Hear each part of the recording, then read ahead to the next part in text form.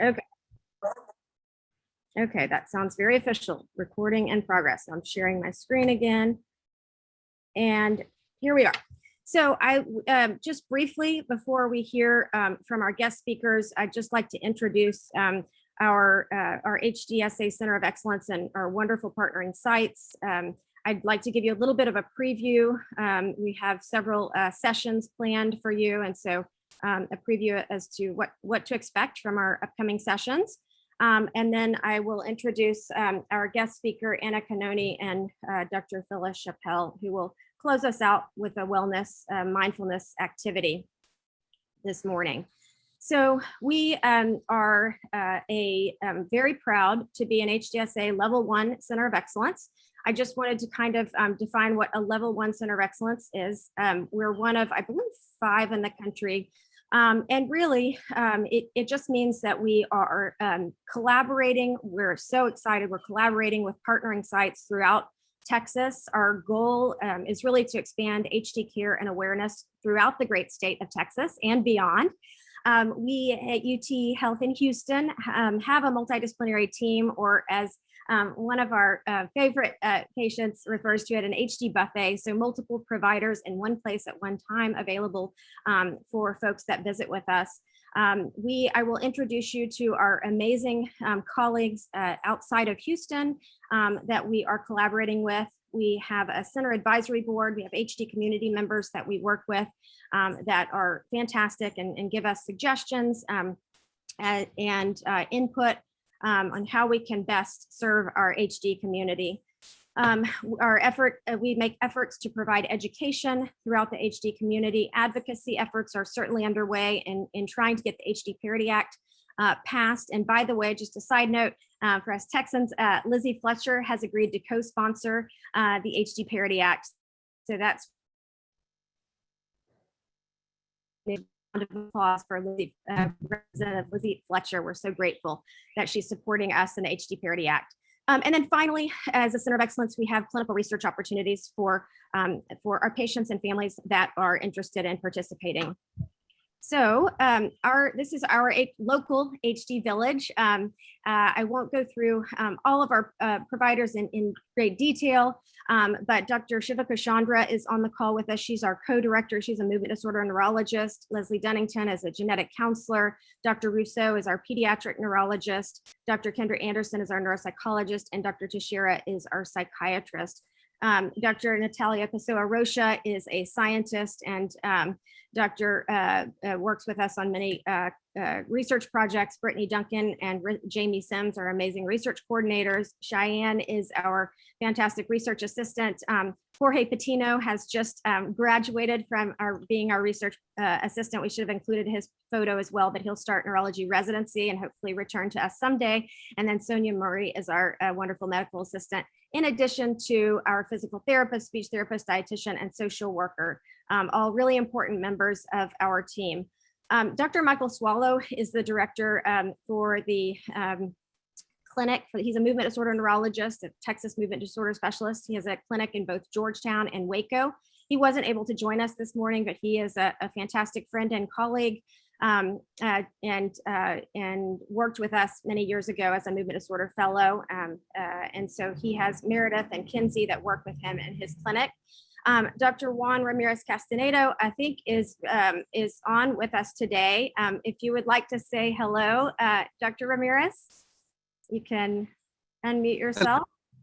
Hello, good morning, everybody. I'm so excited to be here and be part of this wonderful team. I'm just looking forward towards serving more people with Huntington. So my team here at UT Health San Antonio is very excited, and we're willing to collaborate with all our partnering sites. Thank you so much, Dr. Ramirez. We're thrilled that you're working with us. Dr. Katie Henley is not able to join this morning. She worked with us years ago as a movement disorder fellow, or fellowette, I should say, and she works in Lubbock at Covenant Medical Group. And she's a fantastic movement disorder neurologist and has great team members as well. And then finally, Dr. Eric Kraus is a movement disorder neurologist in Austin, just right around the corner, not too far away. And he's also adjunct faculty at Dell Medical School. And then Dr. Nirav Pavasia is in Dallas at Neurology Consultants. So we are just so honored to work with such fantastic folks that are passionate about caring for individuals and families with Huntington's disease, like I said, throughout the great state of Texas. So let me just give you a sneak preview here.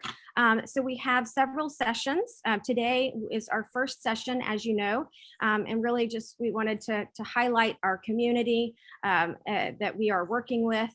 Next time we meet on July 31st, we'll have HD Mythbusters and an opportunity to hopefully bust some myths about HD and maybe some cool science experiments too, who knows. Anything goes. And then session 3, we'll talk a bit about the importance of our social workers and how they support our HD community. And that will be on August 28th. Session 4, we'll hear from our allied health professionals. We know the importance of physical, speech, and occupational therapy. And so we will hear from them on September 25th. And then finally, on October 30th, we'll hear a bit more about applying for disability and how to successfully apply for disability. So we have two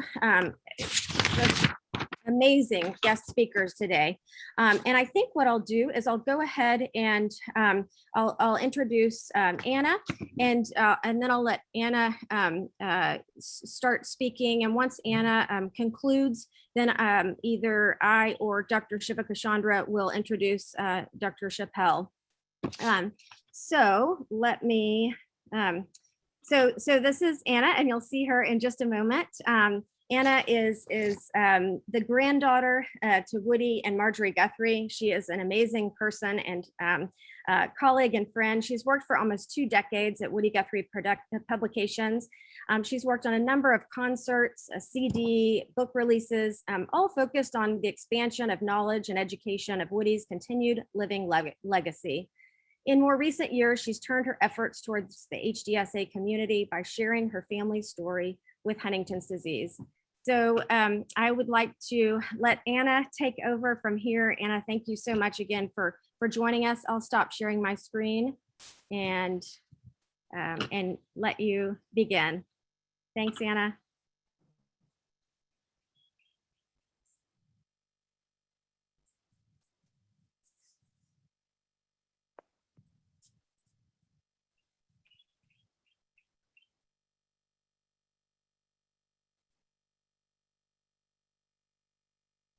Sorry, I was muted. My apologies. Let me try that again.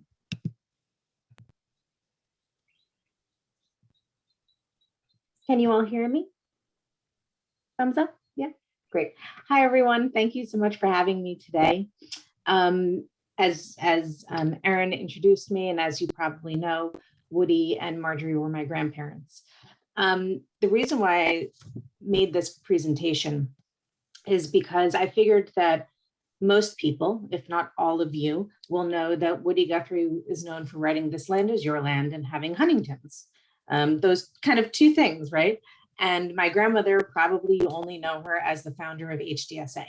So I wanted to share their story and give a little background, because other than the HD community that they lived in, there was a whole lot more to their story. So I love learning about who everyone is outside of HD, and I thought I would share that as a way to connect with each of you.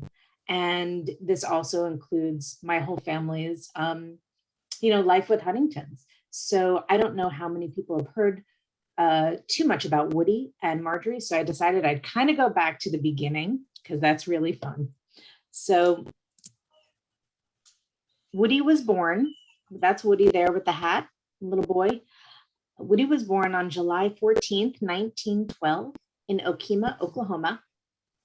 And this is him with his mother standing up there, his Nora, his father, Charlie, and his brother, George. I'm going to do a bit of a he and then a she. And this is her. This is Marjorie. Marjorie was born October 6th, 1917 in Atlantic City. And that's her with the ringlets coming right down with the white coat right in the center. After a series of very unfortunate events, including his mom being hospitalized, losing his sister to a house fire, and Woody's father being injured in another house fire, Woody moved to Pampa, Texas in 1931. And she was doing a little bit better. She had a strong family, was raised with a good education and culture right there on the boardwalk, as you can see, in Atlantic City, New Jersey. And her family was, again, a strong community, located in a strong community. But Woody was finding his way. And when he was in Pampa, he joined the Pampa Junior Chamber of Commerce Band in 1936. Woody was always the one telling jokes and making the audience laugh. And you can see he's the one on the far left holding the upright bass. Marjorie was finding her way too, professionally and with her interests.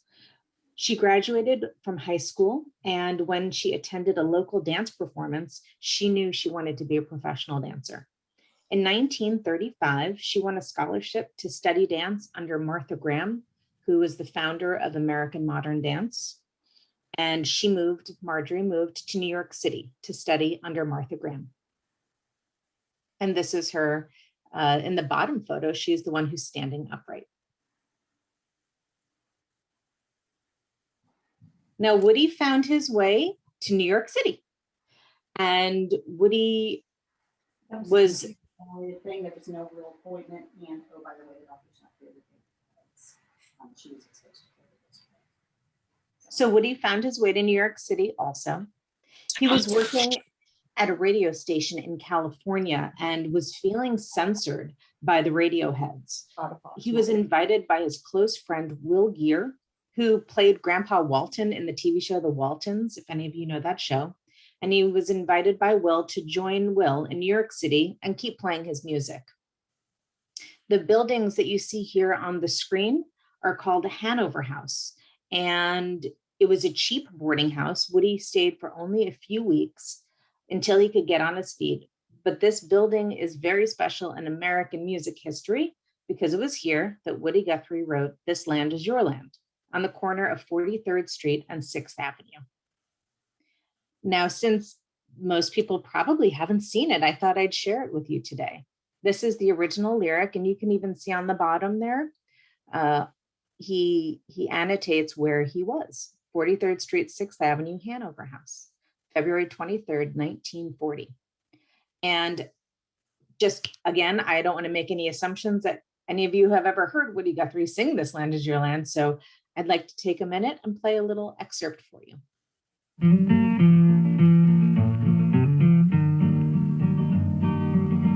This land is your land, and this land is my land, from the California to the New York Island, from the Redwood Forest to the Gulf Stream waters. This land was made for you and me.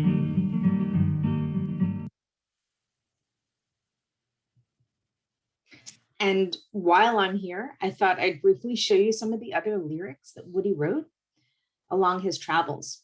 This first one here is called "The Great Dust Storm," written in 1940 about the worst dust storm in American history, which took place on April 14th, 1935. And let's listen to a little bit of this. On the 14th day of April of 1935, there struck the worst of dust storms that ever filled the sky. You could see that dust storm coming, the cloud looked death-like black, and through our mighty nation it left a dreadful track.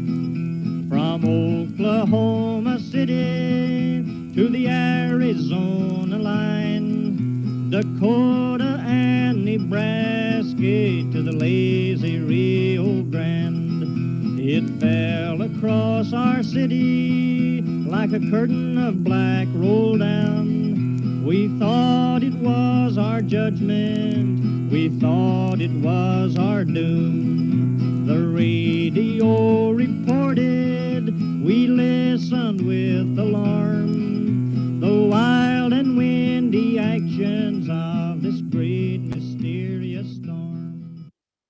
And as you can see, he was really a newspaper in song format. You know, all of these real facts portrayed in a, you know, a stanza and verses, but this is all true. And what I think that is really important to know about Woody Guthrie as a songwriter is that he experienced hard times firsthand and could write songs in the first person about stories that he experienced or stories that others had experienced, because he had this true connectivity to hardship. His writing was factual, it was honest, and it had integrity.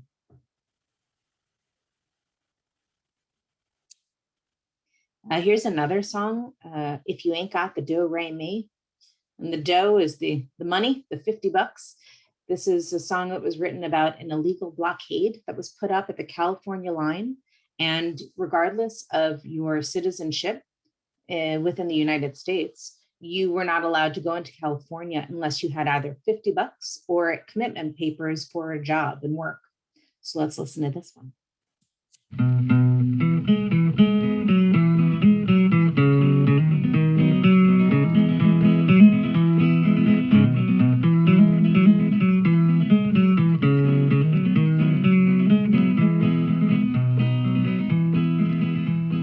Lots of folks back east, they say, is leaving home every day, beating a hot old dusty way to the California line. Across the desert sands they roll, getting out of that old dust bowl. They think they're going to a sugar bowl, but here's what they find. Now the police at the port of entry say, you're number 14,000 for today. Oh, if you ain't got the do-re-mi, folks, you ain't got the do-re-mi, why, you better go back to beautiful Texas, Oklahoma, Kansas, Georgia, Tennessee. California is a garden of Eden, a paradise to live in or see. But believe it or not, you won't find it so hot if you ain't got the do-re-mi.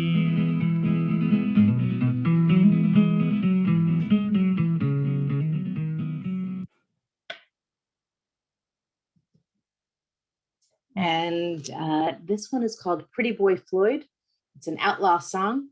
And Woody tells the story of Pretty Boy and what his hardship was, what his experience was. And then Woody closes the song with the truth. Some rob you with a 6-gun and some with a fountain pen. And you can find Woody tells these stories of other people. And then the last stanza, the last line, that's where the truth is. That's where the lesson is. So this is Pretty Boy Floyd. I'm not going to play it. It's a very long song. and another very long song is Tom Joad. There's 18 verses. And Woody said, a song should be as long as the story it tells. So this is a long story. This is The Grapes of Wrath, written by John Steinbeck. And this is the story of Tom Joad. And again, that truth, little truth at the end, wherever children are hungry and cry, wherever people ain't free, wherever men are fighting for their rights, that's where I'm going to be. And then the last song I'm going to share with you today is Union Made. And again, I just wanted to show some variety in Woody's writing. This was writing about the labor movement and the women's role in the labor movement. And he learned about the plight of women based on Mother Bloor and Aunt Molly Jackson, 2 Union women. And so Woody really had inspiration from all around and wrote true stories of hardship and hard times to use as inspiration for future generations to recognize hardship and see the hope in life, the hope in it all. Okay, so now that was my sidebar. Now we go back to New York. Sorry, I forgot I put that in there. It was a surprise. So this Union Made is not performed by Woody. It's performed by Old Crow Medicine Show, and it is so hopeful, upbeat, and inspiring. I thought I'd play it for you. So let's try that one more time.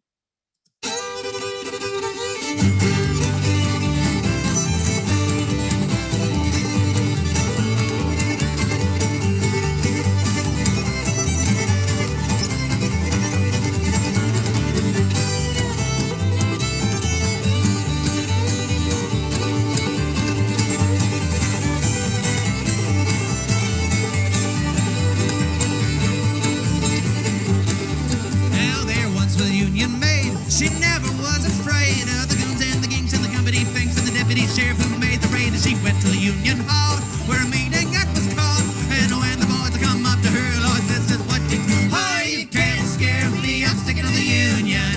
I'm sticking to the Union. I'm sticking to the Union. Oh, you can't scare me. I'm sticking to the Union.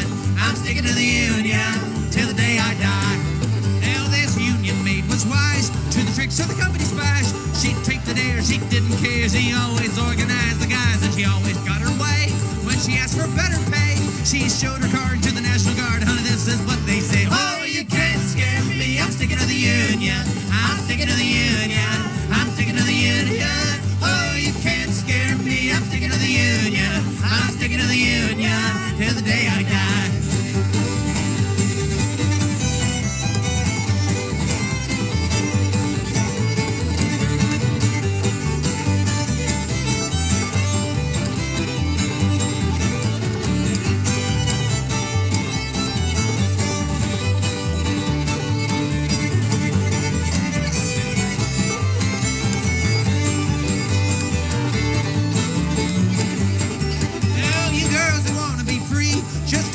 From me, oh, get you a man who's a union man, and you can join the ladies' auxiliary, because married life ain't hard when you got a union card, and a union life is a happy life if you got a union wife. Oh, you can't scare me. I'm sticking to the Union. I'm sticking to the Union. I'm sticking to the Union. Oh, you can't scare me. I'm sticking to the Union. I'm sticking to the Union till the day I gotta sing it again. Oh, you can't scare me. I'm sticking to the Union. I'm sticking to the Union. I'm sticking to the Union. Oh, you can't scare me. I'm sticking to the Union. I'm sticking to the Union till the day I die. I mean, how great is that? Okay, so moving back to New York City. So Woody followed Will Geer's advice, came back to New York City in 1940, and this is him in a band called the Almanac Singers. He is on the far left.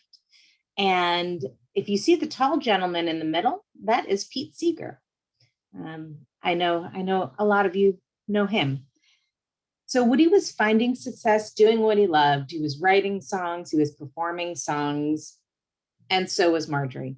Marjorie had come to New York City for the scholarship in Martha Graham's dance school. And in that first class with Martha Graham, Marjorie was a petite woman. And so she stood in the front row so she could see everything. But she was well-trained, but not quite well-trained enough for Martha Graham. And Martha scolded her, "Move back to the back row. You're not good enough for the front row." And kind of humiliated, she, with tears in her eyes and her pride bent, she went to the back row and she stayed there. And she worked hard, and she did not take one step forward to the front line until Martha asked her herself. So weeks, months, she stayed in that back line. And one day, Martha asked Marjorie to demonstrate something to the whole class. And after that, Martha asked her to be her assistant, and then invited her into the professional dance company. And here, this is my grandmother, Marjorie, dancing in the Martha Graham Dance Company. In the top photo, she is the far left, and in the bottom photo, she is the far right. Over the next 15 years, Marjorie performed with the Graham Company in such iconic pieces as Primitive Mysteries and Appalachian Springs. She worked with icons in the dance community, and I'm not sure if you know any of these names, but they are icons. Mae O'Donnell, Pearl Lang, and my grandmother even taught Merce Cunningham and Eric Hawkins. And this is her with the company, just living her dream. So each of them had their dream. They were doing well in their prime. Woody recorded his very first album with a lot of the songs I was able to share with you earlier. The Great Dust Storm, Tom Joad, Do Re Mi, Pretty Boy Floyd. And this is that original album. And actually, Tom Joad, you'll see part 1 and 2. That's because the acetate records at that time couldn't handle that whole song on one side. So they had to have an A side and a B side just for the song. And in 1942, my grandparents met. He was still a member of the Almanac Singers band, that group that was living, they lived in a communal apartment, which they playfully named the Almanac House in New York City. And Marjorie was to appear in a fellow Graham dance piece, Sophie Maslow's new dance group performance titled Folk Say. And in an attempt to create something unique, the choreographer, Sophie Maslow, created a piece to rural roots music. And when Sophie had heard Woody's album Dust Bowl Ballads, she selected songs from the recording to choreograph to. Then she found out that Woody was living in New York City and decided to invite him to play live on stage for the performance. But as a special treat, I'd like to have my grandmother tell you the story for herself. So here's my grandmother, Marjorie. One of the dancers in Martha Graham's company also said to me, you know who's in town? Woody Guthrie. And she had choreographed a beautiful segment, in dance to 2 of his Dust Bowl ballads. And she said, instead of using the record, I'm going to ask Woody if he would do it in person on the stage, because I think it would be so effective. Well, when I heard her say that, I said, Sophie, I am going with you to look for Woody. And I came to what was then Almanac House.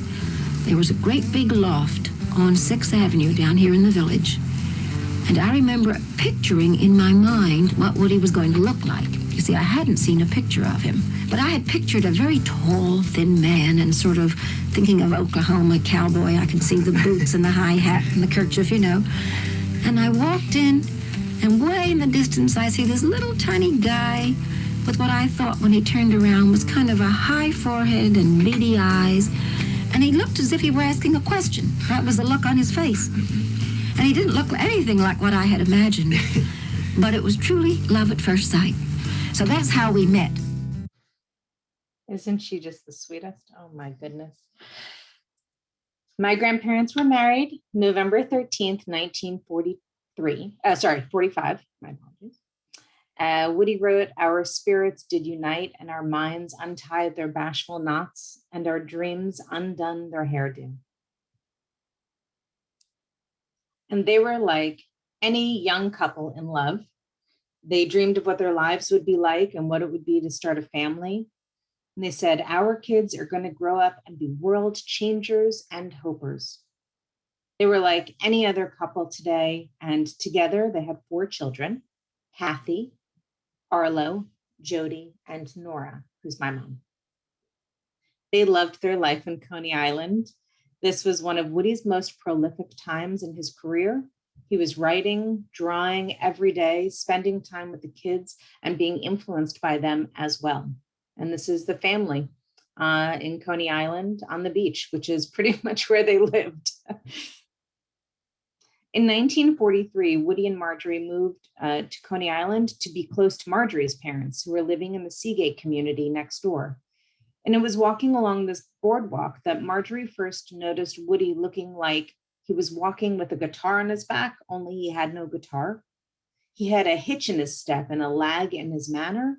And as a professional dancer, she had a keen eye for the way the human body moved.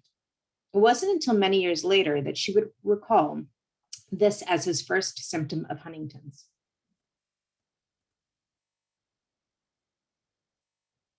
During the war, Woody wrote many songs. And this is a piece called The Live Wire, and we found this. It was a very rare recording. It's actually the only recording of Woody in live performance. It was from December 1949, and my grandparents used to do this. They would hire out together to do shows, and Marjorie would be the host, the MC, and Woody would play music and share stories of his life. And you can see on this little picture here, it says Woody and Marge Guthrie at JCC, the Jewish Community Center. And it was in Newark, New Jersey. And this is a wire recording, which was only popular for like a year and a half as the medium of recording audio. But we were able to find someone who could take the audio off of these wires and put them into an MP3. And so this is a special little snippet I wanted to share of the only known live performance of Woody Guthrie.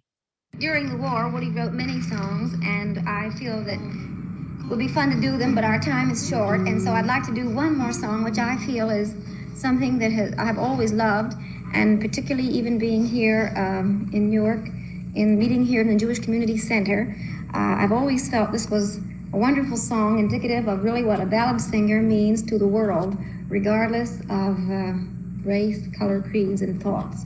And I must tell just a small story about this. When Woody went to sea, he came back one day very unexpectedly with a very tall fellow who had been on ship with him, and they had been torpedoed, and they came home, and of course, as most seamen do, they had grown long beards, and they had bought little sort of woolen hats, which they got, I think it was fezzes in Morocco or somewhere.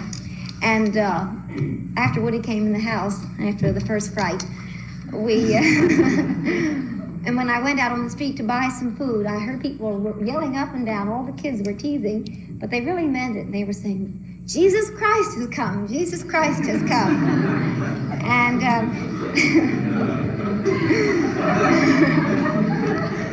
he had his guitar on his back. And this is a song that Woody wrote about Jesus Christ, and I thought that since he looked so much like him, and in a sense, since he lived so much, very much the life of Jesus Christ, even now, I feel, in his travelings, I'm going to let him end on this note.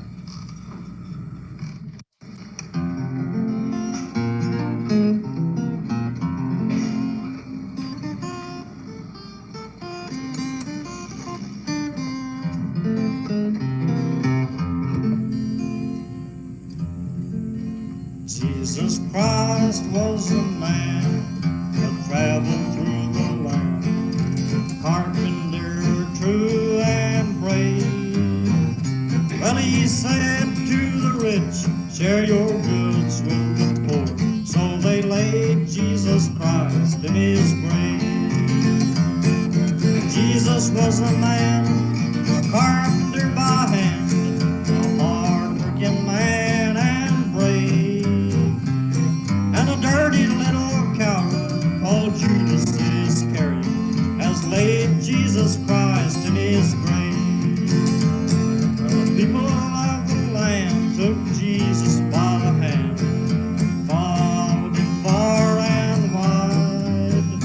Well, I come not to bring you peace, but a sword, and they killed Jesus Christ on the spot. Jesus was a man and a carpenter by hand, hard-working man and brave, and a dirty little coward called Judas Iscariot has laid Jesus Christ in his grave.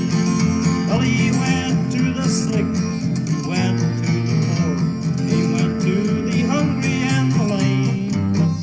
Well, he took the poor folks, someday we'll win this world, so you laid Jesus Christ in his grave. One day Jesus stopped by a rich man's door. What must I do to be saved? You must take all your goods and divide it with the poor. So they laid Jesus Christ in his grave. Jesus was a man and a carpenter by hand, a hard-working man and brave, and a dirty little coward called Judas Iscariot has laid Jesus Christ in his grave.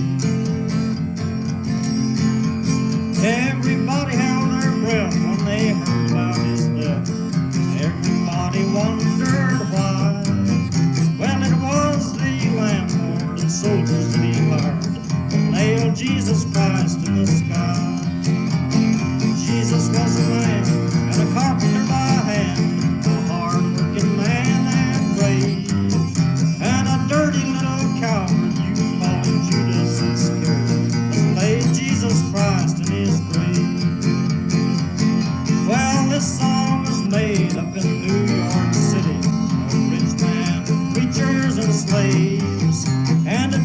was the preacher, what he preached in Galilee.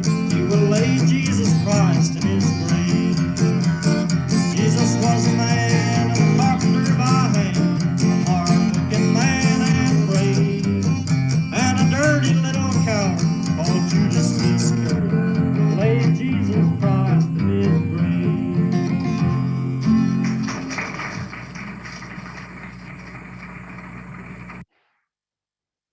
During this time, Marjorie was the breadwinner. She was touring with the Martha Graham Dance Company and teaching dance classes, and Woody would sit most of the day and write.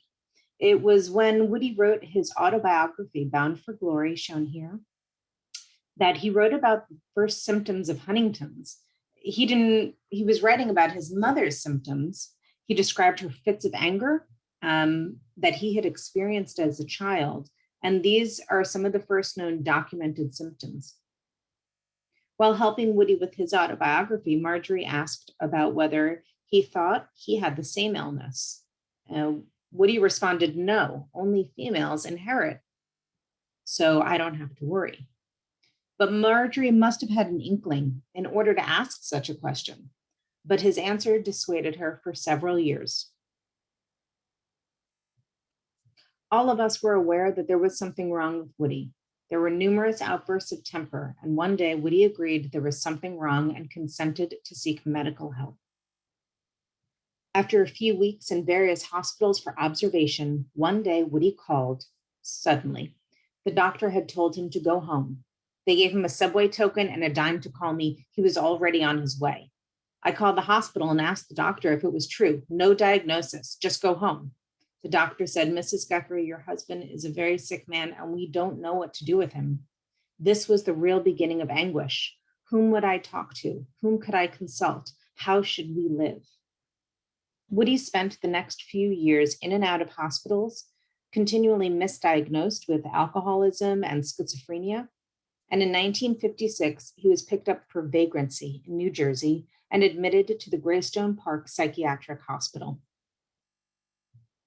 On his evaluation, he said he was well known and had written thousands of songs and books, and this was documented as having grandiose ideas. Although that was certainly not one of his symptoms, those were all true. There was no doubt that he was ill and needed medical help. Woody was initially admitted to the psych wing of the hospital, and it was while at Greystone that Woody was finally diagnosed with Huntington's chorea and received medical help. During these many years in the hospital, Marjorie took care of Woody. At the week's end, she would drive the 3 young children an hour and a half each way to visit Woody at Greystone. To make the experience less jarring for the kids, Marjorie brought Woody outdoors for family picnics. She would chat with Woody while the children played and climbed trees. As the children grew older and Woody grew frailer, Marjorie started bringing him home on weekends. It gave the children the ability to spend time with him in their own terms and allowed Woody's friends to come by more frequently. Those visits lifted his spirits when music was playing and good energy filled the house. Marjorie doted on him, bathing, washing, and mending his clothes, feeding him rich, caloric foods like chocolate cakes and hot dogs to put back the weight on his small frame. At this time, there was nothing in place to help someone take care of themselves while living with this illness, and so my grandmother got creative. She invented how to be a caregiver. She'd put boots on his feet so he wouldn't have to tie the shoelaces. She sewed elastic into the waist of his pants so they would stay up on his decreasing waistline. She was a single mom and provider for the family, and so she started a dance school in Sheepshead Bay, Brooklyn, New York. When they would bring Woody home from the hospital, friends would come visit. Musicians had now heard that Woody was in the hospital, but coming home, they would come visit too. But again, I'd like to share some original audio. My uncle Arlo tells it best. So let's listen to Arlo. There were people that came over all the time. There were, first of all, some of the friends of my dad. Every once in a while, Sonny, Terry, Brian, and McGee, those kind of people would show up. And then there were people that were not peers of my dad's, who were in that sort of Ramblin' Jack era. But Ramblin' Jack was one of the guys of that era who was also one of my dad's sort of partners in crime. Then there were the young people who were coming to the house, Woody Guthrie wannabes, people that dressed like Woody Guthrie, people that talked like Woody Guthrie, people that...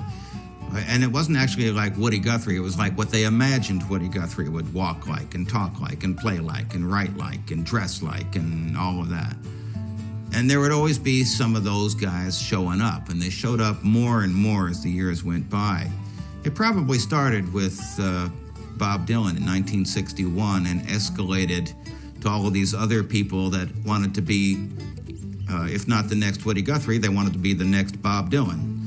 As if there were some kind of hierarchy that if they got close to it, they could touch it, that it would rub off on them in some way, and they would, they turned Woody Guthrie into like a stone, that if they knelt before it right or something like that, that it would give them the powers to do whatever they wanted to do. And it was kind of interesting, and I just looked at all of these guys like, well, there was something about them that was kind of cool. I mean, they did wear cool clothes, and they did play guitars, and they did write and sing their songs. And I didn't really get I didn't understand what they were trying to do or why they were there. I just knew that they came to sort of make a pilgrimage, and we were like the monks of the monastery, So it was our job to entertain them, to take care of them, to be inviting, or at least to get out of the way so that my mom could do all of that. I never had any problems with any of those guys. I think some of them sort of faded off into the sunset, and others went on to do, incredible things. When Marjorie wasn't able to bring Woody home, she invited local friends in New Jersey, Sid and Bob Gleason, to take Woody out of the hospital and bring him back to their house. They would invite musicians to visit, always playing Woody's songs to him. There was one visitor in particular who helped Woody more than most. Bob Dylan came to our family's home looking for Woody. After learning he was in the hospital, my grandmother took him to see Woody, and he stayed on, helping out wherever he could. Let's hear what Bob has to say about it. But when I met him, he was not functioning with all his facilities at 100%, But the person I saw, I was there more as a servant than as somebody there. I mean, I knew all his songs, and I went there to sing him his songs. He always liked the songs. He'd ask for certain ones, and I knew them all. I was like a Woody Guthrie jukebox. And the lyric you see here on the left side of the screen is the original handwritten song that Bob Dylan wrote for Woody called Song to Woody. And these are Bob's handwritten directions that he shared with other friends on how to visit Woody at Brooklyn State Hospital. And you can see it says Wednesday and Saturday. Those are the 2 visiting days.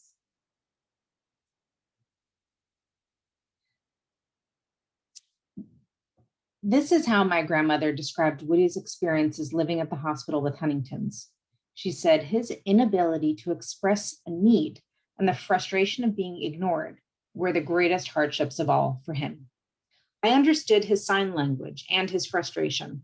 I began to think of ways to get the hospital attendants to become more responsive to his needs. I made 3 cards, yes, no, and a question mark, and I spread them either on his bed or on the tray of his wheelchair. I teased him and said that he must help me prove to the attendants and the doctors that he was fully competent despite his appearance, and he must answer some questions to show that he did know what I was saying. And so I asked a series of questions which I knew the answers, and despite an annoyed look on his face that he had to prove his sanity, he invariably moved his arms to the correct card. This is when I began to wonder whether the doctors really knew all about Huntington's. We tested him in this way continually, and then towards the end, we used 1 or 2 eye blinks to answer yes or no. I changed the number occasionally to be sure that we were still communicating. And in this way, I learned there was a whole man locked up inside this shell of a person. People outside the folk music scene were gradually learning that Woody was ill and hospitalized. And in 1966, Woody was presented with the U.S. Department of Interior Award for Conservation Service for his contributions in music. Marjorie said, "When Woody became ill, I was told that the case was hopeless and helpless. Assuming that this was so, I said, well, I've got to live with hopeless and helpless. And if my children have the disease, I'm going to have to live with that too." Woody was transferred to Creedmoor State Hospital, where a young Dr. John Whittier was director of psychiatric research. Dr. Whittier was beginning to research patients with Huntington's chorea. Marjorie continued, "But after a long period in and out of the hospital, I said to myself, why is this hopeless and helpless? And with my kids now being old enough to be able to take care of themselves, I went to Dr. Whittier, who was in charge of the hospital where Woody was, and said, I want to help. And he introduced me to some other scientists. And they said, you might be able to help if you could just find families. We believe that this disorder is all over the world, but it is hidden. Families don't know they have it, and those that are due are ashamed and won't tell anyone because there's a stigma attached."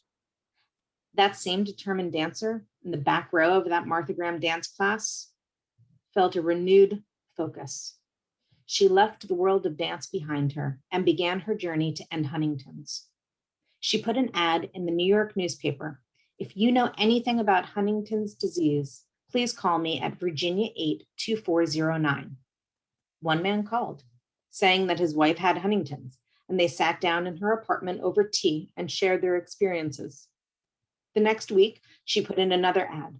"If you know anyone with Huntington's, please call Virginia 8-2409. Two more people called and got together to talk and to share. This built, and on September 18th, 1967, she started the Committee to Combat Huntington's, and this is how HDSA was first formed. Woody wrote, "My mind is like the climate I've followed so long, and yours is like the ground and the earth and the solid footing where rabbits play and deer go scampering. And if the eagle circles the cliff in the sun, even he loves a ledge that is safe for his landing when his wings get tired of rambling the heavens." My grandfather passed away on Tuesday, October 3rd, 1967, at the age of 55. 2 tribute concerts were planned, one on the East Coast at Carnegie Hall and one on the West Coast at the Hollywood Bowl. These were in 1968 and 1970, and these were the first 2 fundraisers for Huntington's.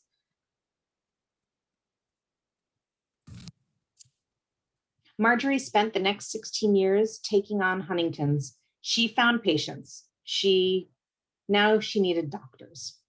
She traveled to neurological conventions all around the world, inviting neurologists to look into Huntington's. She set up booths, and at the booth, she'd watch a doctor walk by. And if they were younger than 30, she would say, "Do you know my son, Arlo Guthrie?" Or if they were over 30, she'd say, "Do you know my husband, Woody Guthrie?" She would do whatever it took to bring them in with a personal connection to redirect them to Huntington's. Her goal was to bring patients, caregivers, and doctors together. This was the real way to make a change in the disease. Next, she needed the support of the government. She needed legislation that would help patients with healthcare costs and provide treatment centers. And so here she is at the White House in 1977. And for any of you who know the Wexler family, that right there is Alice Wexler. And Nancy Wexler, my apologies, Nancy Wexler, and Alice is her sister. And the 2 of them also participated through their father in the tribute concerts that I previously described. Marjorie met with President Jimmy Carter, said, "We need change." Marjorie worked with him to perform a presidential commission to study neurological diseases, which served as a cornerstone to the care and cure of Huntington's. She also, through her work, became an advocate for rare diseases. And I've since learned in the last couple of years working with HDSA that she helped a number of other organizations get formed. The National Organization to Find a Cure for Tourette's, the Organization to Find a Cure for Alzheimer's, When those organizations were getting started, they would send someone to meet with Marjorie at her apartment over a cup of tea, and Marjorie would outline how to start a nonprofit for a rare disease. Marjorie was a messenger and an activist. She gave a message of hope and strength to a new generation of doctors. She continued traveling. She connected families to doctors getting help for the caregiver, educating doctors on the real experiences of the patient. Actress and activist Helen Hayes said, "A lot of beautiful music has come from the Guthries, but perhaps the most beautiful song was Marjorie Guthrie." In 1984, Helen dedicated a wing of her hospital to Huntington's patients and named it the Marjorie Mazia Wing. Throughout the 1970s and early 80s, my grandmother was working at Harold Leventhal's office in New York City. He was a big-time music manager and had managed Woody as well. And every time someone would come in to meet with him, she'd have them stamp and seal envelopes, answer the phones, help while they waited to meet with the big Harold Leventhal. She used every opportunity she saw to progress the cause. She traveled the world to connect people to Huntington's. But she was still a mother and a grandmother. And this is us grandkids. I'm the one not on her lap, but I'm the little one to the left. And just a personal quick story. I know I'm getting close to my time here, but a personal little story is that when my mom was going into the hospital to have me, there was a major neurological convention happening at the same time across the world. And my mom said, you know, Mom, I'm going in to have my baby. I need you to be with me. My grandmother said, oh, sweetheart, I'm so sorry. I'm going to be in Australia. My mom said, well, like, I know that you're trying to find a cure, but also you're my mom and I need you to be with me. And my grandmother gave her a hug and said, sweetheart, the doctors will help you have the baby. You don't need me to help you have the baby. And I need to do this. I need to be out there. No one can really do this in this moment quite like me. And I love you and I'm here with you in your heart. And of course, my mom was like, you know, frustrated. Like, hey, Mom, you're supposed to be with me. And but my grandmother was right and my mom knew it. And so this is all of us together. She was an amazing grandmother, by the way. We had many nights together. We actually lived with her for a short period of time. So I got to be very close, even though she wasn't there the first day. No one could do what she could do. My grandfather said, the note of hope is the only note that can help us or save us from falling to the bottom of the heap of evolution, because largely about all a human being is anyway is just a hoping machine. In a letter to their unborn child, Woody wrote, do you know what a hoper is? Well, that's what your mama is, a hoper. She has more hopes per square inch than almost anybody else. Hopes about this and hopes about that. Hopes about you, about me, about all the relatives. Hopes about lots of people, all people. I ought to say she is what's called a planner. I guess she makes more plans in a day than fascism could tear down in a century. I really believe this is what made me like her. Every detail of her life is not only a plan, but it is a dream. And the whole plan of a better world is one that she dreams about always. And she dreams it so plain and so strong that everybody who gets close to her notices it and picks it up, like radio taking music out of the air. And I'd like to conclude my presentation with a quote by my grandmother. To this day, I have not changed my youthful dreams of wanting to be a world changer and hoper, but I think I've learned how to accept my reality through change and experience. Let's help others to do so too. Thank you all for having me today. I hope you enjoyed learning about my family, about my grandparents and who they were before Huntington's and then who they were through Huntington's. If you are interested in any of the audio that I was able to play today, I just wanted to share, these are the two sources. This My Name is New York, it's an audio book, and those interviews that you heard, and the live wire is that December 1949 performance of my grandparents together. Thank you so much.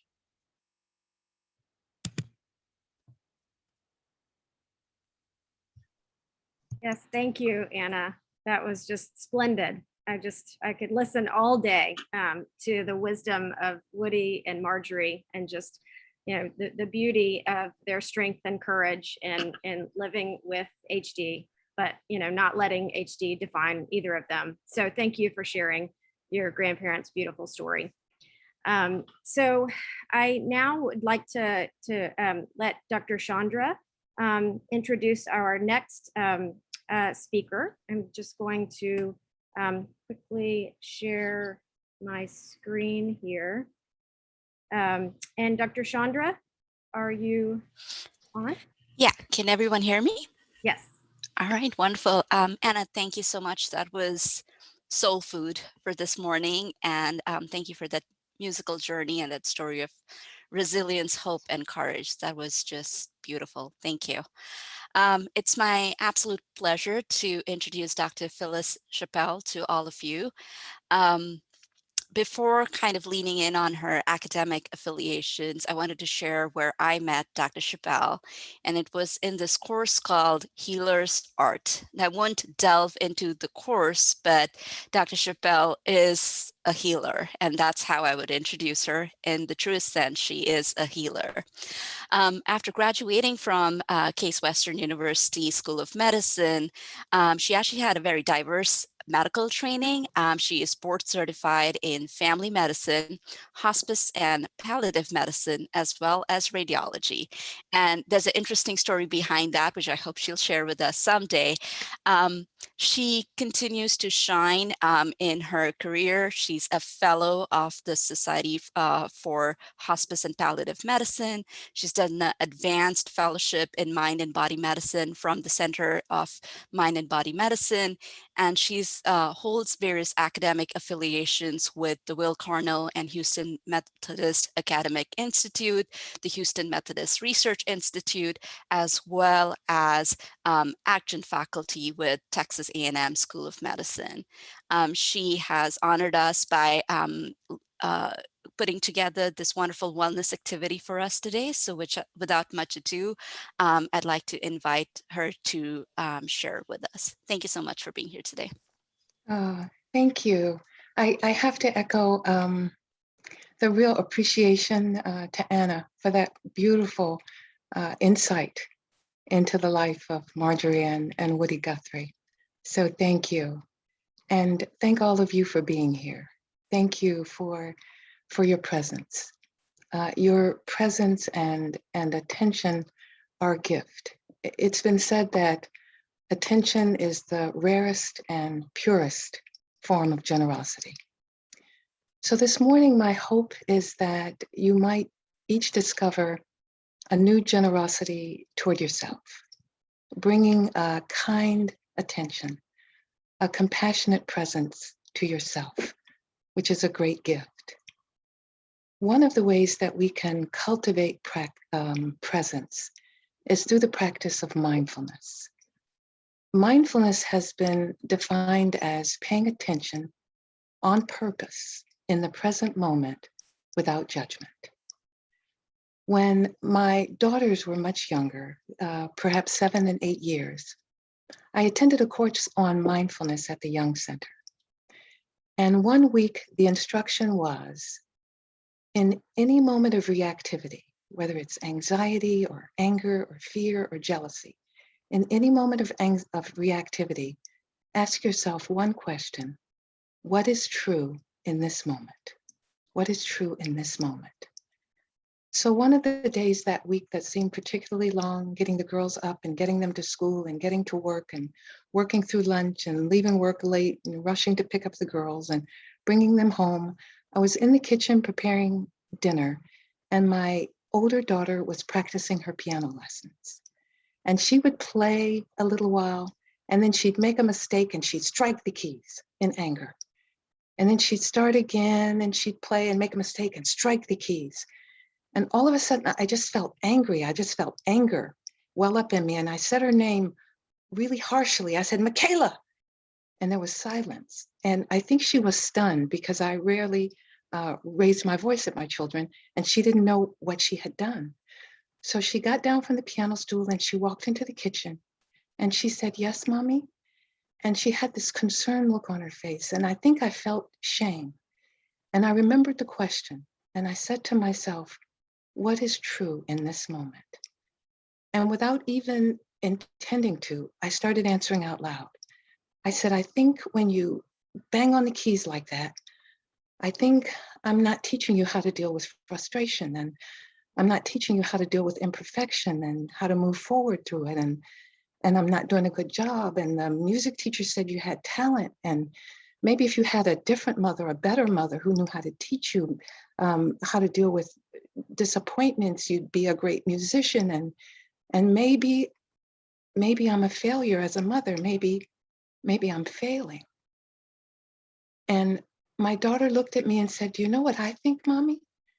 And I said, no, what do you think, Michaela? And she said, I think you told yourself a lie and then you believed it. And that's the truth of what we do that mindfulness can help us not do. We tell ourselves harsh, unkind, mean lies about ourselves. And then we believe them. I can't do anything right. I'm worthless. I'm too fat. I'm too thin. I'm not good enough. I'm a failure. It's my job to make her happy. I should be able not to disappoint him. There's something wrong with me. I don't belong. I'm a failure as a mother. One of my teachers calls this real, but not true. These thoughts that we're failures, that we're inadequate, that we're incompetent, that there's something wrong with us, they feel real, but they're not true. They're not telling us the truth. The priest and theologian Henri Nouwen, he said it took him real effort to, what he said, gently push aside and silence the many voices that questioned his goodness, and to trust instead that he would hear the voice of blessing, to push aside and silence the many voices that question our goodness, and to trust that we can hear instead the voice of blessing. We may not always be able to silence those unkind voices, and we may not be able to not listen always. But today I wanted us to do a mindfulness activity that will perhaps allow us for just a few moments not to listen and not to believe those unkind voices, and instead allow ourselves to hear and believe the voice of self-compassion and self-kindness. And so, if you'll allow me, I would like to lead you in a meditation that's known as a loving kindness meditation. We like to first achieve a state of relaxed awareness. In many meditations, we need an anchor. We need something to hold us in the present moment, because otherwise we travel in space. What's going on in the next room, in the house next door, down the street, at the grocery store? We travel in time. We go to the past. We speed forward into what might happen in the future. So we need something to anchor us in the present moment. And in many forms of meditation, we use the breath. So I'll guide this meditation with the breath, but if for any reason focusing on your breath is uncomfortable for you or makes you anxious, then use a different anchor, perhaps sound. Listening for sounds close in, far out, not trying to examine or evaluate them, but just noticing sounds as they arise and fall away, knowing that you don't have to control the sound, the hum of the fan, the air conditioner, the horn outside, just noticing. So if following the breath doesn't work, you can use an anchor like the sound, like sound. Some people like to anchor themselves with the body, focusing on a part of the body. My dance teacher used to like to focus on her feet. But if it's comfortable for you, please allow your eyes to close. And if closing your eyes feels uncomfortable, you're not somewhere where you feel comfortable closing your eyes, if you can simply lower and soften your gaze. Then if you'll take a deep breath in through the nose and gently exhale through the mouth. And again, a deep breath in through the nose and a long, easy exhalation through the mouth. And once more, breathing in through the nose and out through the mouth. And now if you'll allow your breath to just take on its own rhythm and just observe the breath, moving in and moving out, relaxing on the in-breath, relaxing on the out-breath. When you notice that your mind has drifted into thoughts, it's not a problem. It's the nature of mind to think. Just let the pathway home to this moment be a gentle, relaxing back. Aware of the breath, aware of sensations, or aware of sounds. As you breathe in and out, riding the waves of the breath, if any discomfort arises in the body, the mind, the spirit, see if you can continue to be aware of the breath while including with kindness the uncomfortable sensation, not pushing anything away.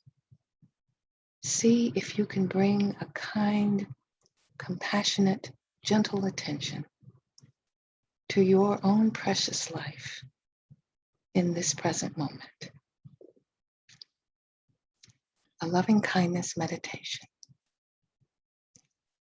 May you be peaceful, happy, and filled with joy. May you be safe and free from injury. May you learn to look at yourself with the eyes of understanding and love. May you realize that the shape of your soul is unique, that you have a special destiny here, that behind the facade of your life, there is something beautiful and eternal happening. May you be filled with loving kindness, held in loving kindness. May you trust your basic goodness and innocence. Trust that you are enough. May you be happy. May you know the joy of being alive. May you discover a new generosity toward yourself. May you touch a deep and natural peace. May your heart and mind awaken and be free. May you delight in the eternity that shaped you and holds you. May you know, despite confusion, anxiety, and emptiness, your name is written in heaven. May you know yourself carried and kept, safe and cherished, beloved and blessed.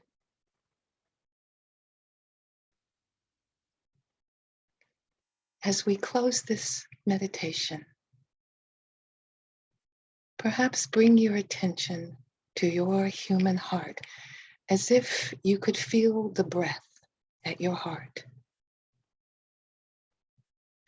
Now offer yourself whatever wish or blessing or expression of self-care that most resonates at this moment. Sense the goodness of simply being kind to the life that's here, to your one precious human life. And if you wish, you may widen your blessing of kindness to others and perhaps to all beings. Now breathing in through the nose and gently out through the mouth. Gently bring your attention back into the place that you are. And when you're ready, you may open your eyes. At the end of many yoga classes. The teacher will bow and say, Namaste. Namaste, I've been told, means the light, the divinity, the divine in me sees and honors the light, the divinity, the divine in you. The Franciscan priest Richard Rohr wrote, so many of us carry a kind of unspoken assumption that something is very, very wrong with us, that we're damaged, guilty, unlovable. What if, he said, Namaste was our set point? What if we accepted our own divinity, our own light, and acknowledged the light and the divinity in others? Something infinite, immortal, mysterious, loving, and alive, he wrote, abides in me. And it is from that light that I bow toward what is infinite, immortal, mysterious, loving, and alive in you.